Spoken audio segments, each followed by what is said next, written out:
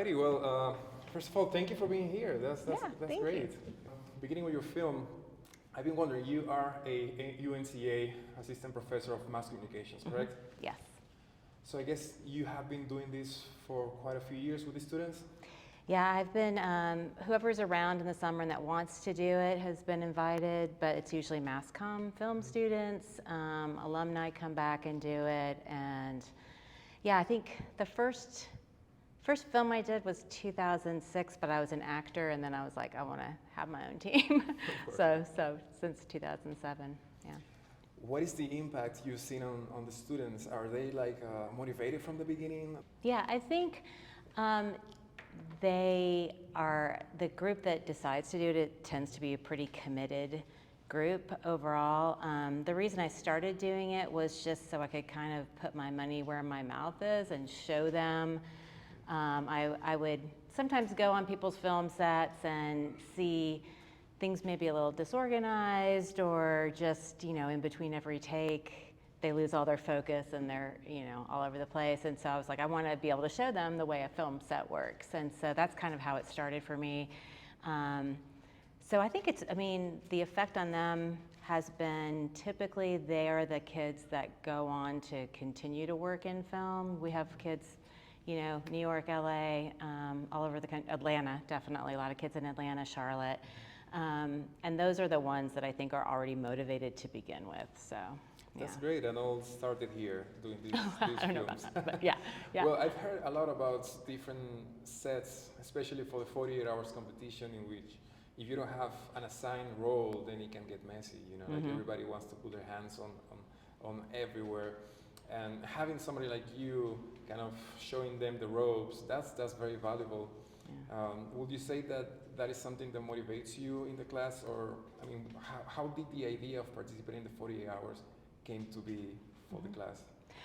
Well, I moved here, and I think the first job I had was maybe doing children's theater for like ACT summer camp or something like that. And I met some other teachers, and they had a team, and they asked me to come on board as an actor. And then as soon as I did it, I just fell in love with it, because the whole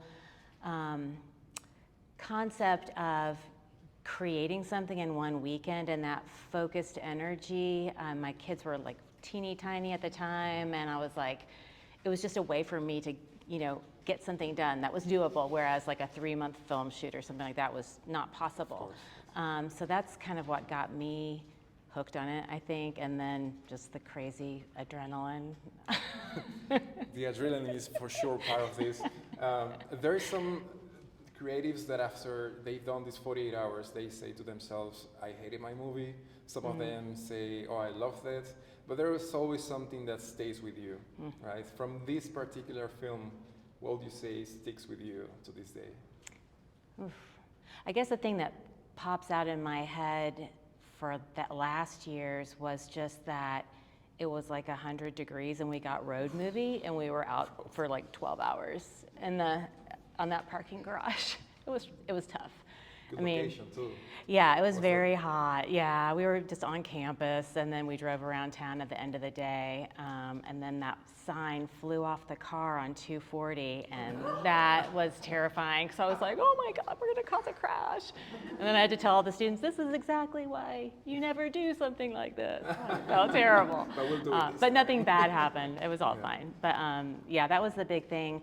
You know, there's always like, things you wish you would have done differently, or you didn't get the take you did, or, you know, whatever. You upload it and you realize it's out of sync, or, you know, something happens every year. I don't think there was anything catastrophic last year, but yeah, you never know with that time constraint. Everything can seem like it's going great at 10 a.m. on Sunday, and then it's like 7:25, and you're like, oh no. Yeah. I think it was Guillermo del Toro that said that the directing job is to try to fix every minute, every day, these little possible conflicts that happen and arise. And sometimes you think, I hope on this time nothing will happen, but something always happens, right? Yeah. I would like to open up for a few minutes. I think we have a few minutes left. Some questions, if anybody wants to ask something about any of the movies. Okay, right there in the back, yes? So, I just out of curiosity, you know, I've done one of these challenges before. for it. Personally, I find the restrictions like make me anxious. Do you feel like the restrictions help you be more creative, or do you feel like it constrains you a little bit and you have to work around that? You go first. I guess both. You know, I think because of the like, I have myself on a pretty strict schedule, so I think it helps us to hone in on a script. But of course, you know, you get something like road movie and fortune teller and broom, and you're like, how am I going to pull these things together? You know, so sometimes it's a perfect storm and it makes sense, and sometimes, you know, you just get these wacky films because it's hard to make it make sense. That's been my experience with it. Yeah, personally, the restrictions, I guess you refer to the elements, right? That you have to focus creatively towards those elements. What happens to me is a few days before the competition kicks off, I'm thinking, I hope I get like a car, you know, a living room, and I don't know, maybe somebody that can, I have, like my friend is a doctor, let's have a doctor.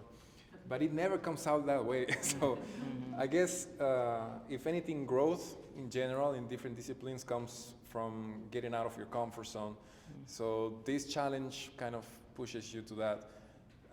Sometimes the result might not be what you expected, but there's always something you can take away from the experience, and I think that's the value of it. Yep, Ryan? I guess for anyone that doesn't already know, could you explain how the 48 works? Yeah. There's so many details about it, but as somebody mentioned in the back, you have 48 hours to make a movie, right?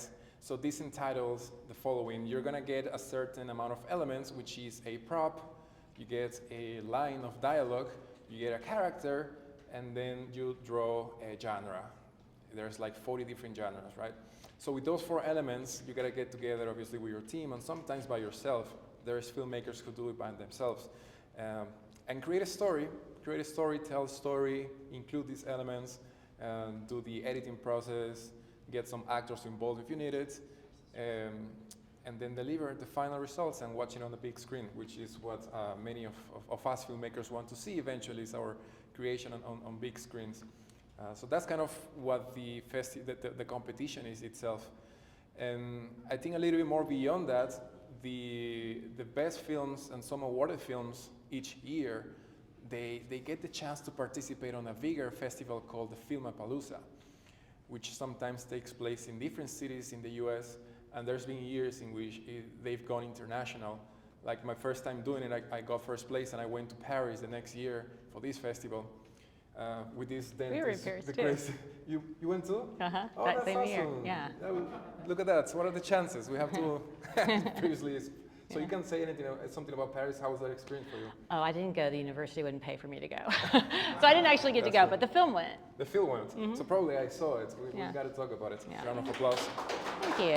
Shall we continue with the next? All right, let's go for this. Thank you for being here.